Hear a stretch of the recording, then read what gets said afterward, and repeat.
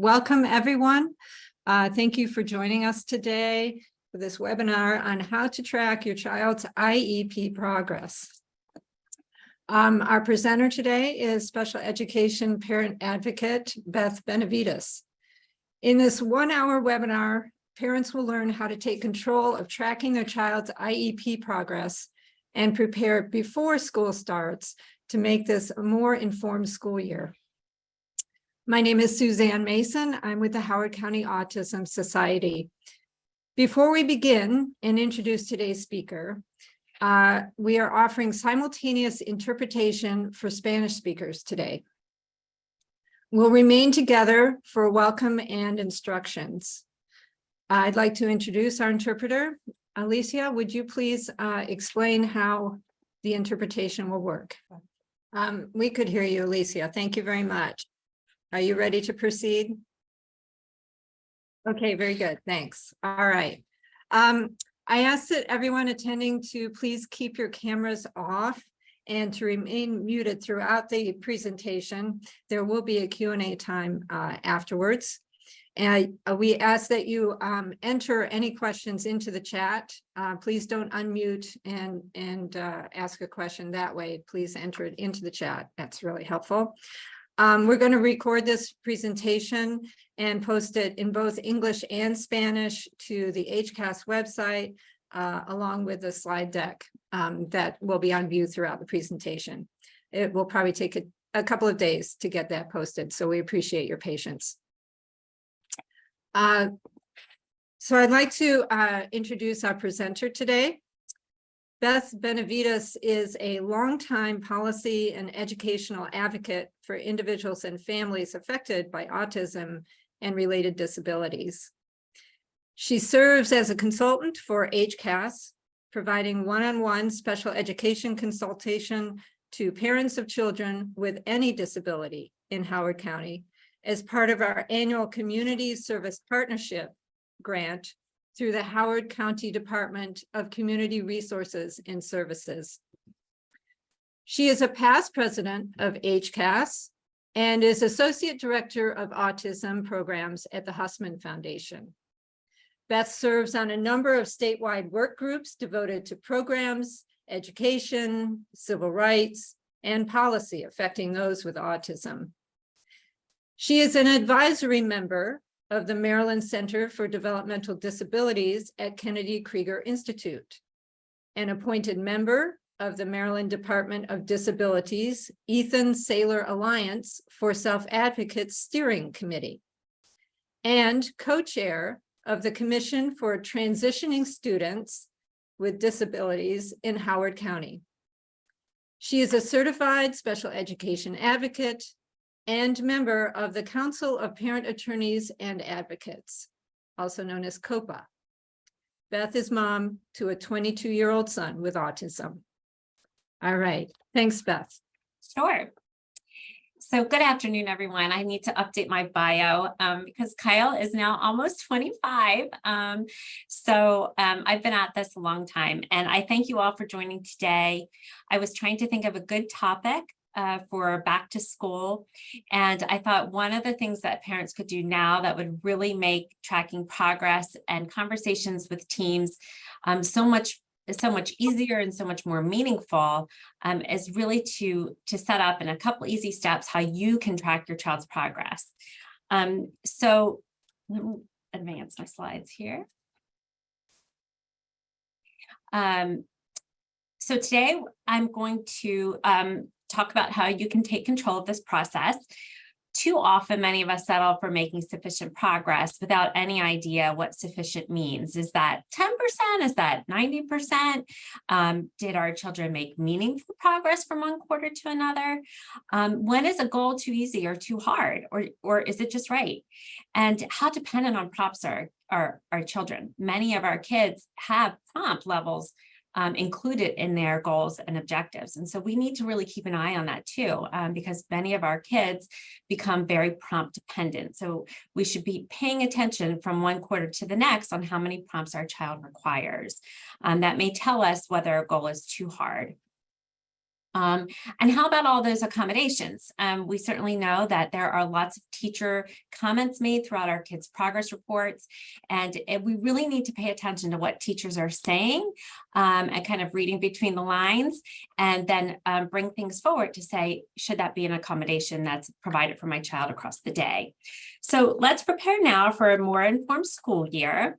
I just want to put in here what the IEP is. It's a reminder that the IEP has everything you need in it. It is a roadmap to all that your child is to receive. So again, it's a written legal document and outlines everything about what your child's instruction and related services. I also want to point out, and I do this in every presentation, is the importance of parental participation in the IEP process.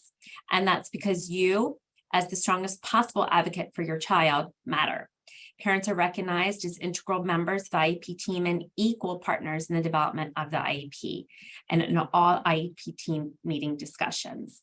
And you also have rights and responsibilities to participate in the decision. So as you all know, there's a 10-day rule that says that any meeting, IEP meeting that's scheduled for your child, you have 10 school days to receive advance notice of that meeting. And the 5-day rule states that parents should receive any documents that are going to be discussed. So that's any progress, any behavioral incidents, any evaluations, any written document that's going to be discussed or data needs to be provided to you 5 school days in advance of the meeting. And that's so that you can review it if you need to talk to another parent or an advocate about what you've received. That is all to give you time to be prepared to come to the meeting. Okay, so if you don't receive your meeting notice 10 days before the meeting, or any documents to be discussed 5 days before, so like when you have your annual IEP coming up, if you don't receive your IEP draft 5 school days before the meeting, then you should reschedule the meeting. It's really important that you have enough time. Okay, so before I jump into my 3 easy steps, I just want to point out a few things on your child's IEP. Know the key dates, okay? So before school starts, let's put a couple of important dates on our calendars. Look at the front page of your child's IEP, that's page 1, and it includes their name, address, and all of that good stuff. At the bottom right-hand corner, you're going to see this block. It's on every student's IEP. Okay, so first is your child's annual review date. So your child's IEP year likely will not match perfectly with the school year. Though the school year is generally the end of August or September to June, the 12-month period of your child's IEP may be October to October, or in this example, it's May to May. Okay, so as you can see, this child's next projected annual review date will be May 15th. 2024. Okay, so this IEP was written in May of 2023. The next annual review date is May of 2024. So you're going to want to put that on your calendar to ensure that the annual review begins by this day. It doesn't have to be completed by this day, but it has to begin by this day. Also important to look at now is the most recent evaluation date. Okay, this is the date when assessments were most recently done or discussed. In this case, it was April of 2022. And as you know, children have a right to reevaluation every 3 years. So the next evaluation that this child will have is already planned for April of 2025. Okay, so that's when we need to discuss the next evaluation, whether our child needs it and what evaluations will be done. Okay, so those are the key dates that I want you to know. I also want you to know where to look for quarterly progress.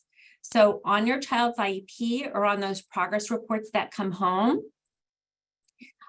this block will be there, and then all of the text will be to the right of it.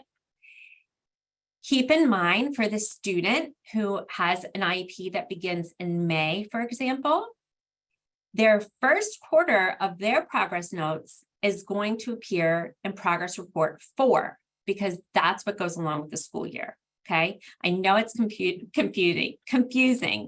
The end of the first quarter of the school year might actually be the end of the second quarter of my child's progress, okay? So just keep in mind, progress report 1, 2, 3, 4 and 5 have dates on it, but they might actually be, you can see where the progress 4 is 6 of 2022 and progress 1 will be later in the year of November 22. That's because there's a difference between your child's IEP year and the school year. Okay, so I know that's really confusing.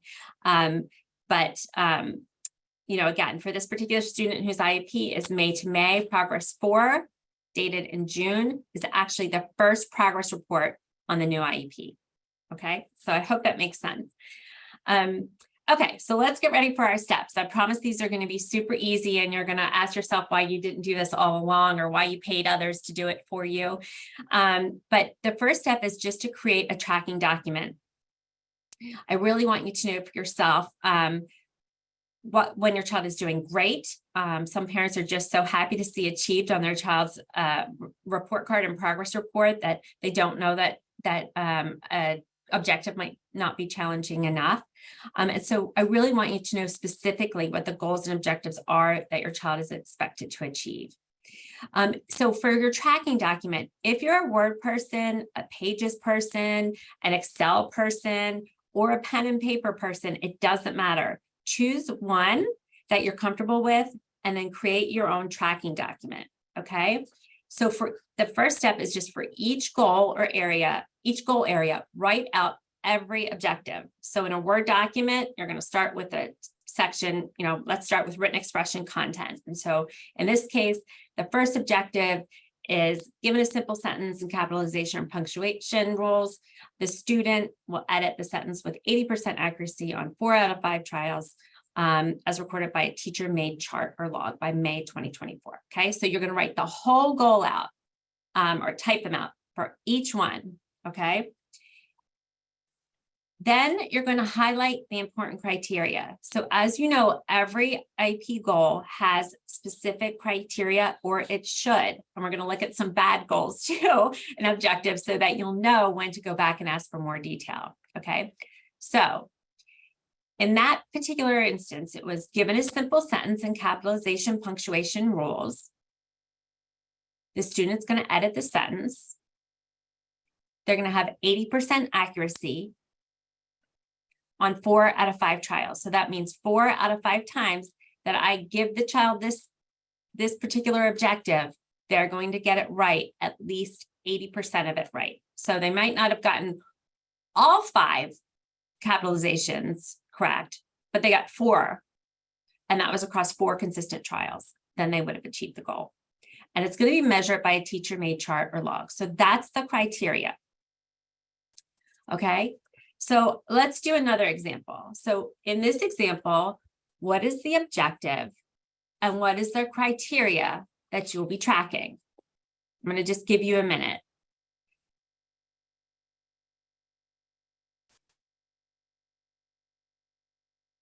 Okay, so the objective in this example is to correctly sequence events from the text.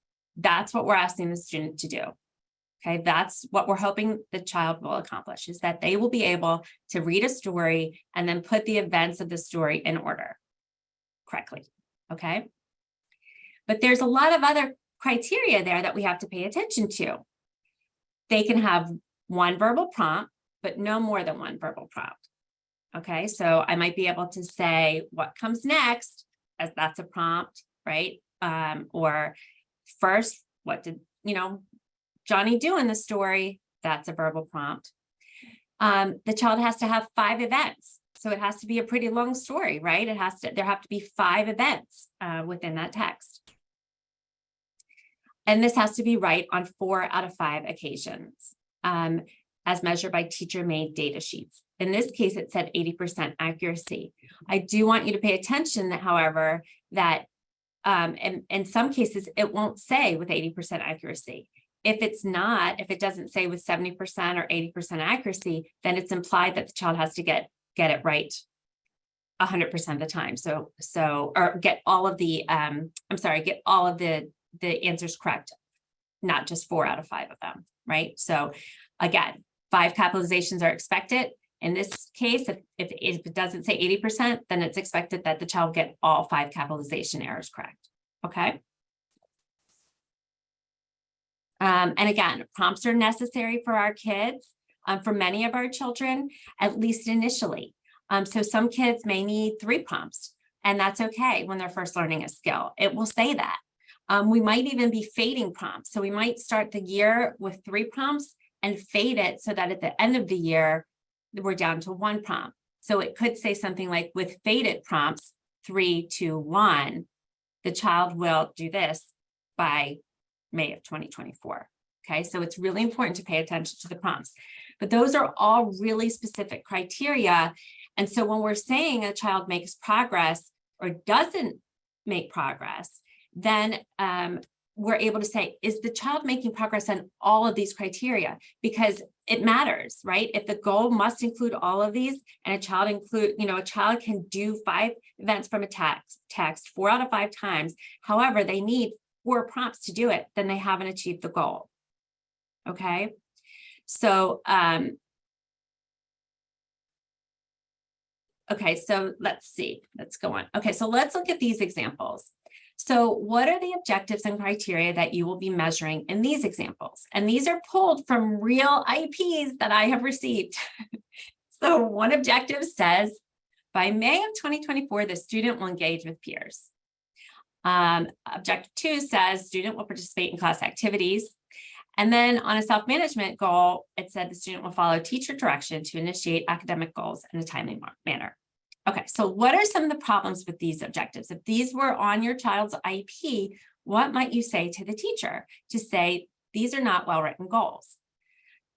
If you were taking the objective and putting it into your tracking document, and then you're highlighting criteria, you're going to really quickly see that you're not highlighting a whole lot, okay, in these examples. And that should make you question, do we have everything specific and measurable? Are we looking for, in this example, are we looking for engagement with peers? Is engaging waving hello, or is engaging with peers during structured play going to count, or unstructured play? How long do we want to engage with peers? 15 seconds or at least 5 minutes? Will the child require any kind of adult modeling in order to engage with the peers, or would they need their AAC device to be able to engage with peers if they're non-speaking? What's the current baseline? Where's our child currently? And how are we going to measure this? You know, is this 100% of the time? Is this on 4 out of 5 trials? You know, what's the best way to measure this? So those are some criteria that are missing from that goal. So I would go back to the teacher, the IEP team, and say, we need to rewrite this one. The student will participate in class activities. So again, here, this needs to be written more completely.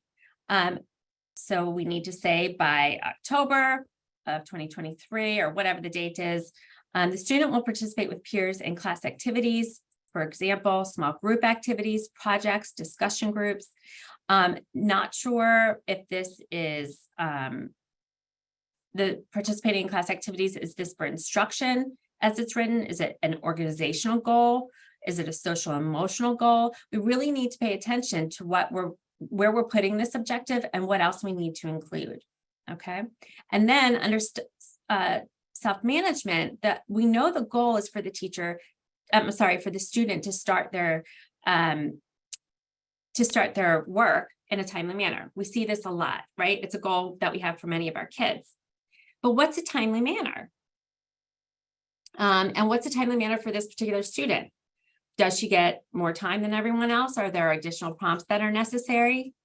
So there are all kinds of questions. You could read this one way and I could read it another way, but IEP goals and objectives that are well written are going to be specific and clear and measurable across anyone that's evaluating the child. So there's not going to be room for it to be subjective. Okay, it has to be objective criteria. It can't be just the way that I feel about the student's ability, or the way that I kind of think they're doing, or you know, when I happen to catch them, you know, oh, I saw that they were engaging with peers. It really has to be specific, measurable, something that can be tracked on a data sheet, and then brought forward in a discussion. So again, if you look at any of your child's goals and objectives and you don't think they're specific enough, it's okay to ask the teacher and then to ask them to propose a revised goal or objective. Okay. All right. So that's the first thing. So then at the end of every quarter, I want you to get out a highlighter and your tracking document and the progress report. And we're going to start analyzing. Okay. So we're going to literally transfer the data from the progress report to your tracking document. So again, this is in Word.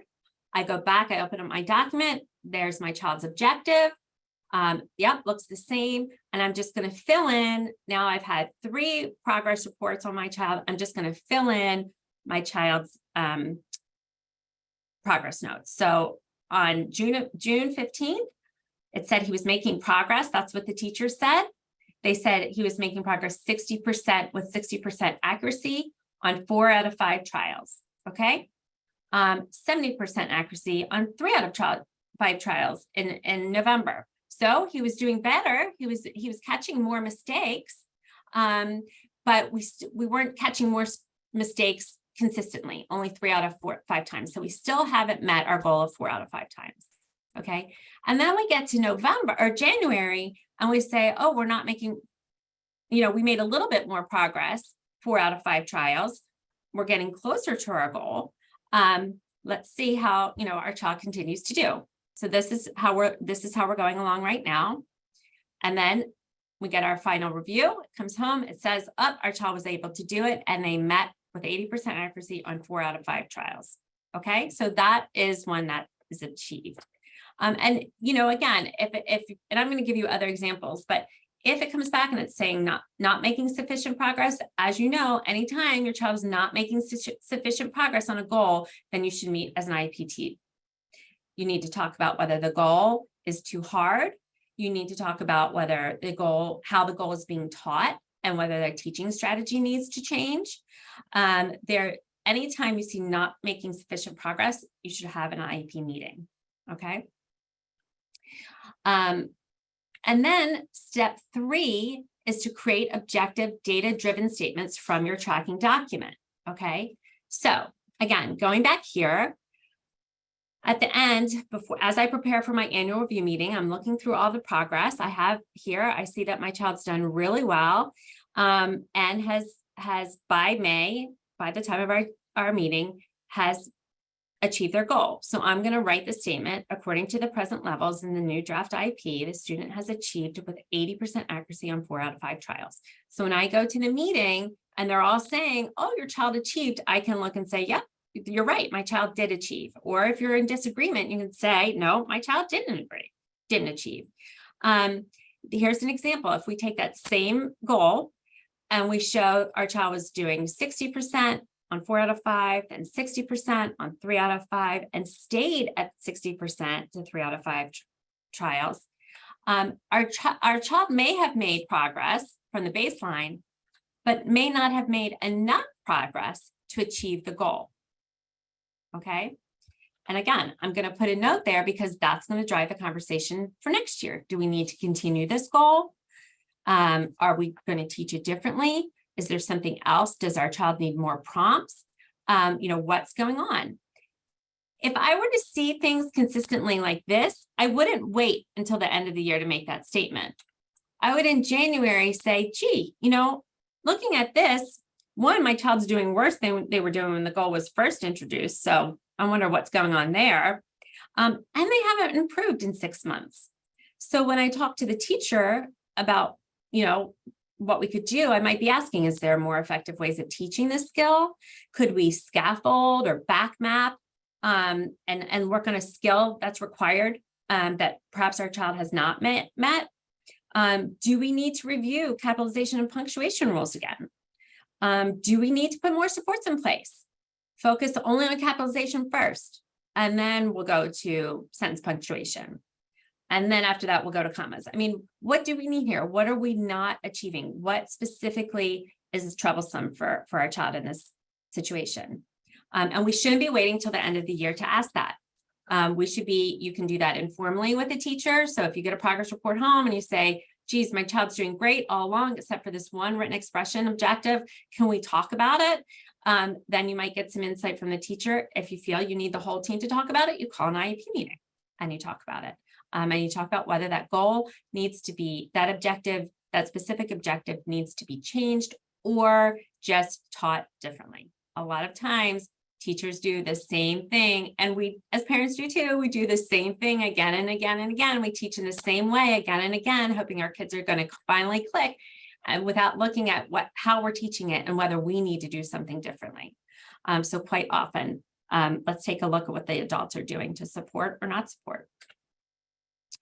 And another thing I'll just mention is that when this example here,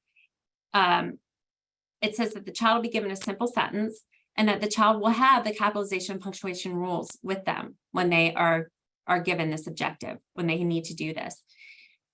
We always have to ask the question, are they provided that support? That's an accommodation. That support, that condition is written in their goals. So they have to get that consistently. Anytime you're rating their performance and whether they're making progress on their goal, then you have to have that, you have to have a simple sentence and you have to have the rules there for the child to use. Objective data is required. Okay, so lots of time when you're reading progress reports, you'll read statements such as, oh, Beth is doing a great job this quarter.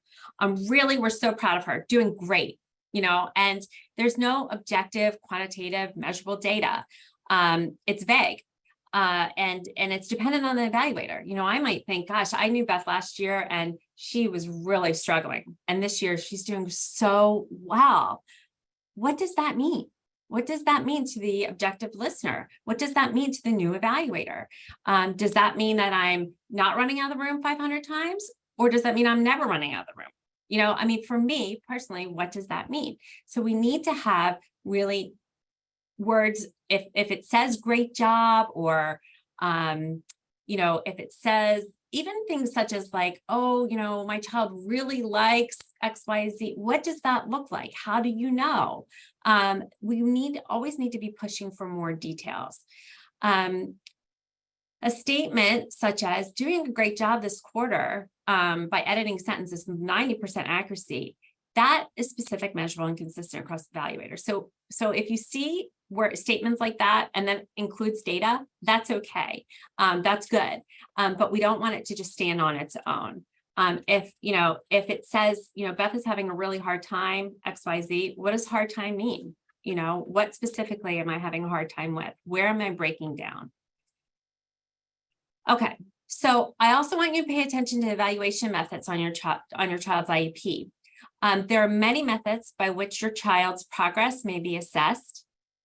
And these are just some examples: work samples, informal observation, data collection sheets, teacher logs, classroom-based assessments, etc. It's important for you to know on your child's progress how each goal is going to be assessed. Okay, so where do we find that? So we look at the goal, and you'll see at the top, at the overarching goal, it specifically says method of measurement, and the teacher is to put all that apply there. So it may be informal procedures, it may be an observation record, it may be a teacher report, or it may be a work sample. It can be any of those, okay? It should also be included in the objective. If you read right here, teachers, when they're making objectives, they're given guidance. The teacher's told to include conditions, behavior, time frame, method of measurement, and criteria. Okay, so they're always given, teachers are given prompts on what to include when writing a goal. So in this situation, you'll see measured by teacher made chart or log is included in each of these goals. So we know how in each of these objectives. So we know how in each of these objectives, the teacher is going to have a chart or a log. Okay, so if you need clarification on an evaluation method, or it's not specifically written into an objective, then you can ask, okay? Ask for that to be clarified. And you also have the right to to review observation records, work samples, logs, like speech pathologists often keep logs. You can see any of that. Teachers generally will not send it home. Like they won't send home the raw data to you, but you can certainly ask to see it and you can go in and meet with them and look over it. Okay, so that data is all concerning your child. I just want to review some data collection types. There's lots of different ways that we take, or there's lots of different data that is collected on children. So frequency data is how many times. So we might be looking at, you know, how many times are they getting the correct response? 7 out of 10 times, 7 out of 10. These are just examples of what a frequency data collection might look like, or a goal that might have frequency data collected. Duration is how long. So how long can the child do whatever the objective is, stay on task, stay in a small group, you know, not take a break for 10 minutes, whatever it might be. Latency is how much time to begin. Lots of our kids' goals are based on, you know, they'll get their materials out within, you know, 1 minute of being prompted, or they'll come to class and sit down in their chair within, you know, 2 minutes. So it's after the expectation, or after the objective is given, how long does it take them to do it? A couple others are task analysis. So how many steps within a task are mastered? So these are really good, especially when we are teaching kids multiple steps to reach a goal of like washing their hands. For instance, so we might specifically on our data sheet, the teacher might specifically say, you know, turn on the water, put soap on hands, wash hands, and turn off and dried hands. That would be on their data sheet. And then they're going to check out the ones that the child can do.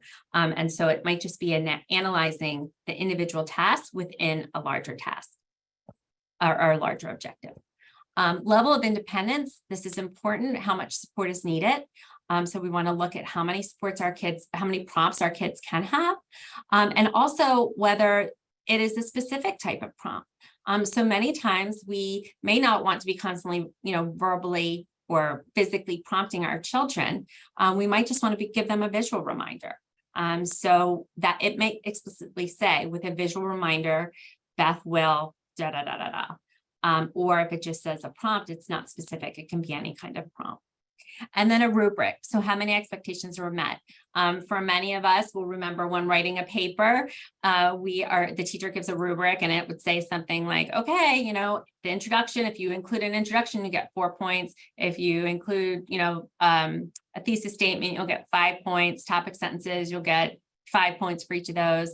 And a conclusion, you'll get 3 points. So you know how you're going to be rated on that. So many times teachers will actually have a rubric to say, you know, has the child met, did the child include their introduction? Did they include their thesis? Did they include those things? Or a behavior chart is also a good example of a rubric. Okay, accommodation. Now let's shift to accommodations. How do we know whether our kids' accommodations are being used and, more importantly, benefiting them? Are there things that the teachers are doing that really help, but the strategy or accommodation or supplementary aid modification is not included in the IEP itself?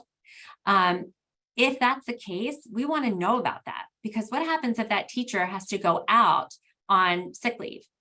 And your child's been getting this accommodation all along, but it's not included in their IEP accommodations list, then that means the next teacher that comes doesn't have to do it.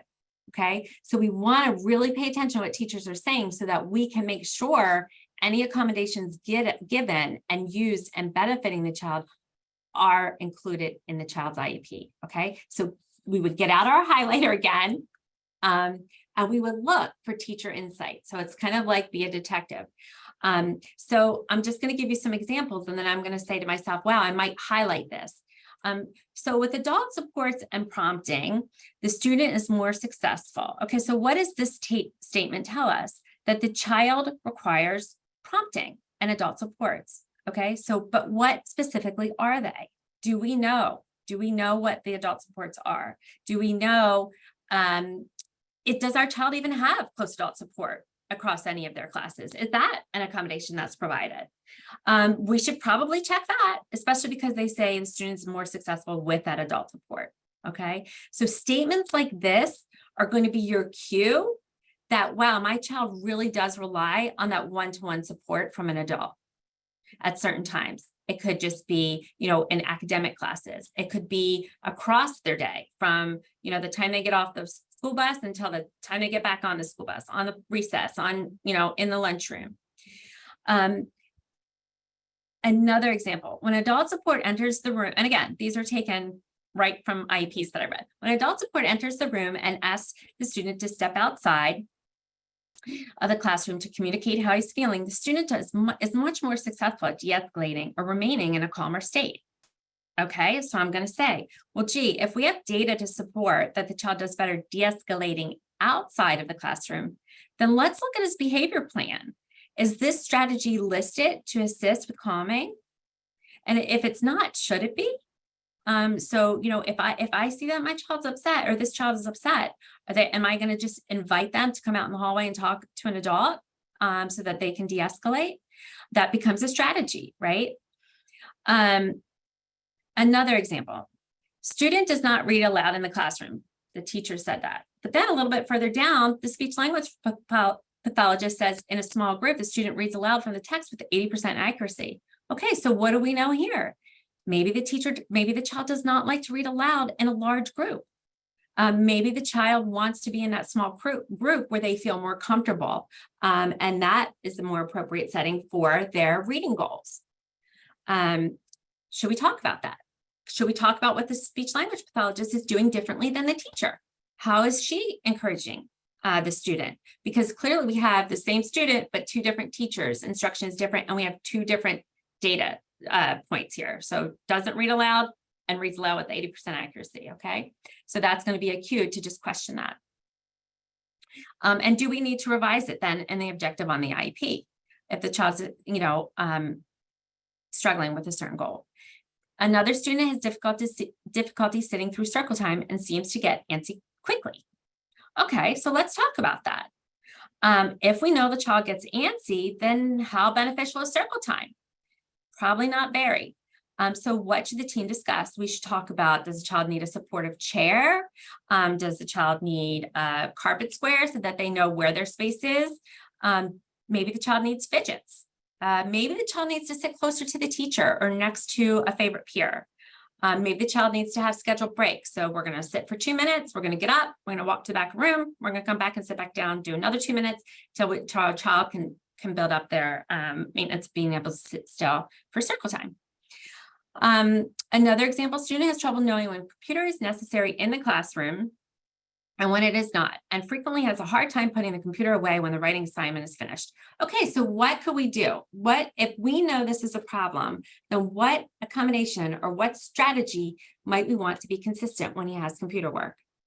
An example might be, let's create a visual schedule or a checklist for the student that explicitly lists the class for the day and makes it known ahead of time when the computer is going to be used. Okay, so this would be a computer activity, non-computer activity, computer activity, non-computer activity. It's visual, it's there, it's concrete, and we can teach that child how to look ahead to know what the expectation is, to also look ahead and know when they're going to get their computer again. Okay, I'm not saying that's going to work on day one, but a lot of these schedules, we have to teach our kids how to use them. And once they know that support, once they know how to rely on that support, some of these things get much easier for them. Student shares feelings most with Miss Smith and often wants to talk to her when escalated or when upset. So maybe we need a flash pass to Miss Smith, right? So maybe Miss Smith is that trusted adult. We have a child who really de-escalates and gets upset, rather than have that child going off in the classroom. If that child can show a flash pass and be able to get, down to Miss Smith in the counseling office, then that child, let's talk about adding that to the accommodations. When he has adult support prompting to focus on writing, the student comes up with details from the text that describe reasoning, opinions, action, thoughts, and or feelings. Again, adult support and prompting to focus on the writing. So what are some prompts that we might be able to provide the student? They could be verbal. They could also be visual. Again, come up with that checklist. So, a chart for the child to complete. There's lots of things that we also often will see, like diagrams that are part of the accommodations for students to fill out. That should be across all classes if that's what they need. So if a teacher says these things are useful, you're going to want to go back to that long chart list, that chart that we all have in our kids' IEP. It's section 3, supplementary aids and accommodations and modifications, and see if it's listed there. If it says student benefits from sensory strategies to assist in maintaining attention, what specific sensory strategies? That's great to know. Highlight it, and at the meeting say, tell me specifically what is a good sensory strategy.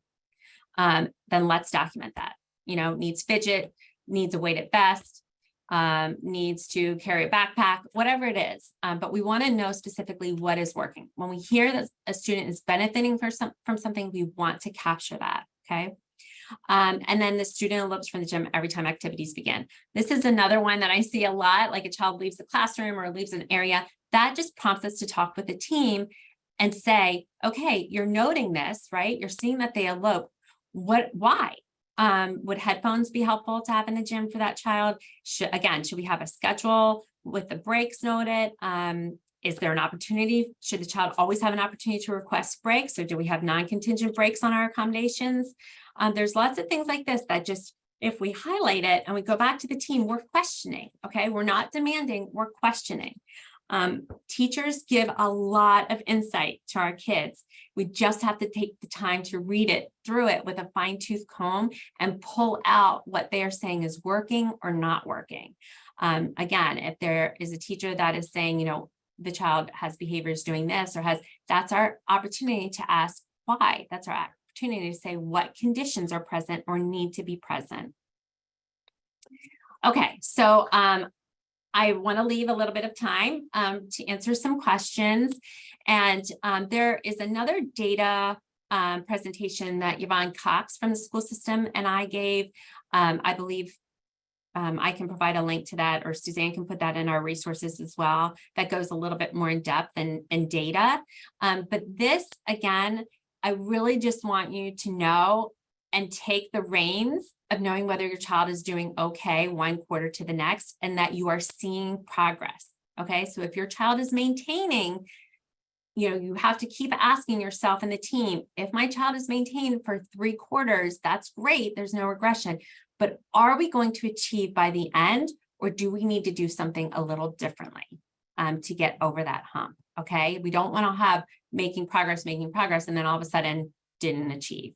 If they're truly making progress, we should be able to see that in the data that we're pulling out. These are some resources. I want to mention that Parents Place of Maryland is hosting a virtual conference by Rights Law, and that is always excellent for parents to attend. It teaches you how to be a good advocate. It teaches you about the IEP. It teaches you about your rights. And understood.org also has some really great tools and easily downloadable forms for parents.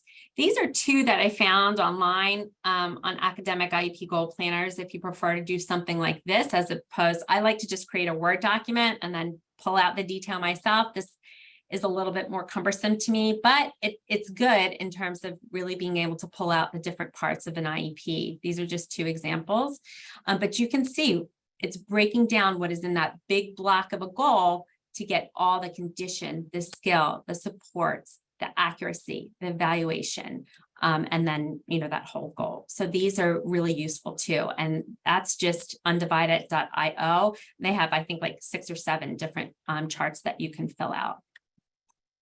Okay, so that's it for me. The Autism Society is there, as Suzanne mentioned. I do give free consultations to parents. You would just contact the Howard County Autism Society to set that up, and Suzanne will email me your information, and then I'll be in touch to schedule an appointment with you. And our goal is always to help you be better prepared for IEP meetings, so that you don't have to hire an expensive advocate or an attorney to go with you, but that you can really I'm sorry about that, Suzanne, but that you can really participate meaningfully and have the data to talk for you. It's not just going in and you know, using feelings like, I just don't think they're doing well this year. They just don't seem, they're not happy. They're just not, okay, let's look through that IEP and really pull out the data. And if it's not there, then we need to go back and meet with the team to get that data. And this is just my direct contact information at the Hussman Institute for Autism, if anybody needs to reach me there, but we prefer for consults that you go through the Howard County Autism Society. Okay, so I'm going to just back up and see, I can actually see the questions that were written in the chat. And I'm not an expert on knowing what is the best measurement. I think out of the six types of measurements that I put in the presentation, we can certainly look to see what is the goal, what is the objective that we're really trying to accomplish, and what is our best way of measuring whether they are successful or not. So for reading, Glenda mentioned, can reading be measured 3 out of 4 trials? I was told that wasn't the best measure. 4 out of 5 is ideal for reading comprehension. Again, that may be the case. I'm not an expert on that, but you will see many goals that do say 4 out of 5. You will see some that also have lower accuracy than 80%. 80% seems to be kind of the standard where most goals are written, saying the child doesn't have to get it 100% of the time, but on 80% of the time they should get it right. That can change as well. So let's see, is it reasonable to test out the achieved goal at home? And what if the child doesn't show it as an achieved skill? Thoughts and generalization? Absolutely. So I think you should be testing out the goals and objectives if you really feel that they are different than what the child is achieving at school. If we say, gee, my child, it says they've achieved this goal at school, but when they come home, they can't zipper their coat or whatever the goal is. They can't wash their hands properly, but at school it says they've achieved this, or they can't find the details in the text or whatever it is.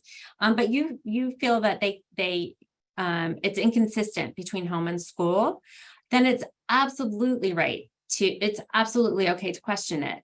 So you have a right to see what your child knows, right? So you're going to test your child at home, and then you're going to meet with the teacher and say, gee, this is how I gave this to my child, and this is what they were able to complete at home. Can you show me what you do with him at school so that I know how you're teaching it? Can you show me how you're evaluating him so that we're both evaluating him consistently? What we find is that there is usually some difference between the way the teacher is teaching it and we're teaching it at home. And it can be something as simple as the prompts that we're giving, right? So we may not be giving as much support as the teacher gives at school. Okay, so if the teacher says, oh yeah, well, we help, we turn the water on, and then Johnny puts his hands under the water, and then he gets the soap himself, so yeah, and then we turn the water, so you want to know specifically, what are they doing that you're not doing at home? You want to see where the difference is, okay? And then we know, okay, we haven't generalized it because it's not exactly the same in both. We haven't generalized it because it has to have supports, right, that are in place at school that are not in place at home. So then we're going to work on, okay, either we're going to put those supports in at home to see if our child can do it, or we're going to talk about how do we fade back the supports at school so that we can have that school generalized across all people and all environments. So it's not, again, I never advise parents to have a gotcha to try to prove that the teachers are wrong. That's not it at all. It's how do we collaborate with them so that our child is making the most success. Okay, so if you are not seeing something at home that the teachers say is achieved at school, you can ask them to videotape it so that you can see how they're doing it. You can ask to go in and observe. You can have an educational consultant go in to observe. There's lots of ways to really to see if something is happening different at school than it is at home. Quite often I have parents tell me at home that their child has more skills than the school is seeing. And so parents are sending in the videos or sharing what they're doing at home.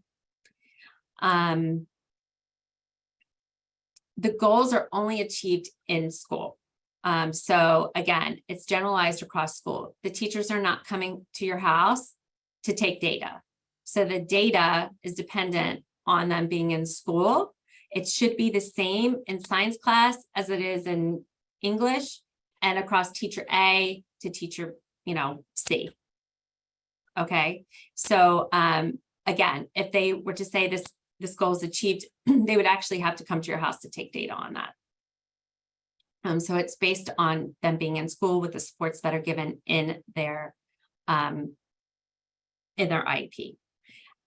If they're saying it's achieved, we don't want to continue it at home. You can always say, a lot of times if a child has achieved something at school and hasn't fully achieved it at home, it's a goal that you want to keep on. It's okay to repeat that as an objective that they're continuing to take data on, just to make sure that child doesn't regress. Or you can say to the teacher, can you still work on washing hands? We're continuing to work on that at home. It's not completely, we're not completely there yet, but we want to make sure it's something you're paying attention to so we can keep the skill building at school as well.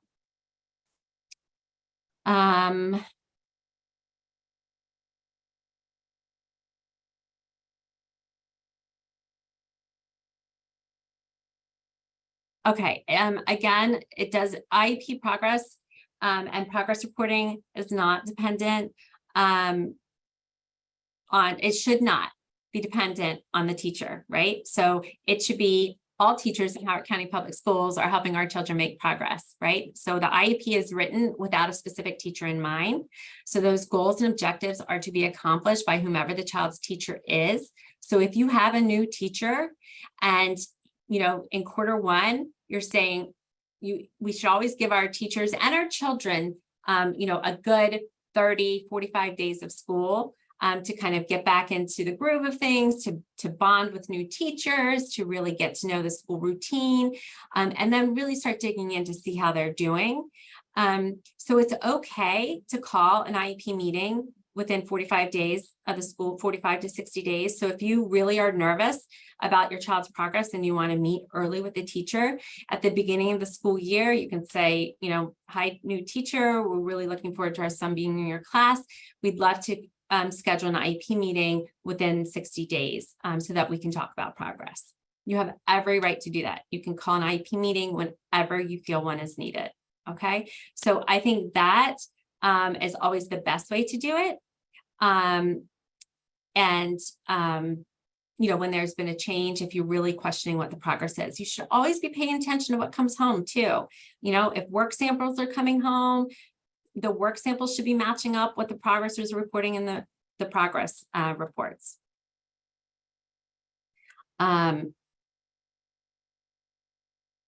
So the objective says by May 2024, the student will complete 4 out of 5 trials. Is it 4 out of 5 in one quarter, weekday, or 4 trials randomly selected from each quarter?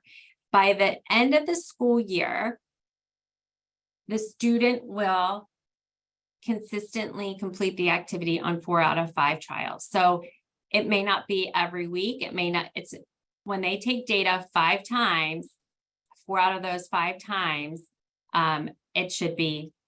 they should make that goal. But data is meant to be taken regularly, right? So it's not just at the end of every quarter, right? It should be taken regularly. So teachers should be taking data on these goals throughout the school year. So it shouldn't be just once a quarter that they take data. Okay, it's possible for a school to not have enough support staff with an IEP. Is that an acceptable answer? It's not an acceptable answer. It is an answer that we're often given. IEPs, I'm going to go back to my slide here because it's really, really important. That's why I put it in every presentation. Hang on.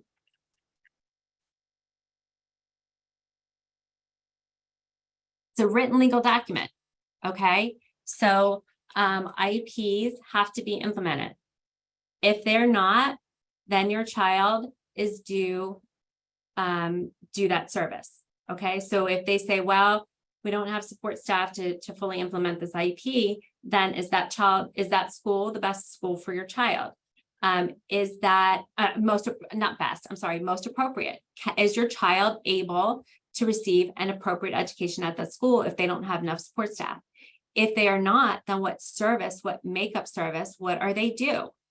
And that's really important. So if you're given that answer by a team that says we don't have enough, then your next call should be to the central office of the Department of Special Education, to your resource teacher assigned to your school. So every school has a resource teacher and an instructional facilitator and a behavior specialist assigned to it in Howard County Schools.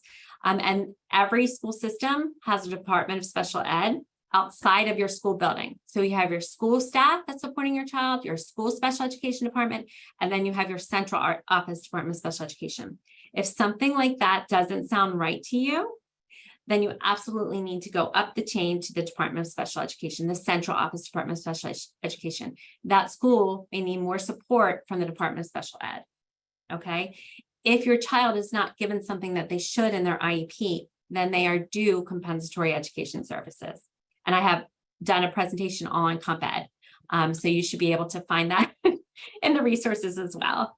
But I'm happy to talk about any specific questions that you have. Again, I want to respect everybody's time. We're right up on 1 o'clock. I hope the presentation's been helpful. We'll put this in the recording up. I hope all of you invest in some highlighters for the school year.